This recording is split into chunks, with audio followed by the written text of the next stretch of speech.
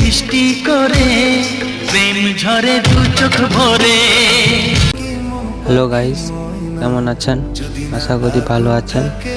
হঠাৎ করে আমাদের কাজের সাইডে দীঘা যাওয়ার প্রোগ্রাম হলো, তাই আমি ব্যাগপত্র গুছিয়ে নিলাম।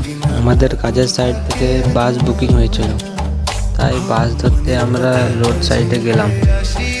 বাসে ওঠার পর রোড সাইডে গেলাম, দেখলাম এত কুয়াশা ভর্তি রাস্তায় কিছু দেখাই যাচ্ছে না।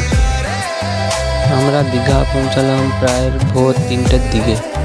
তারপর একটু ঘুমিয়ে সকালে সানসেট দেখতে গিয়ে একই দেখলাম। বন্ধুরা, তোমরা তোমাকে প্রথম দেখে এত ভালো লেগে, হাসলে যে মিষ্টি করে প্রেম ঝরে দু চোখ ভরে।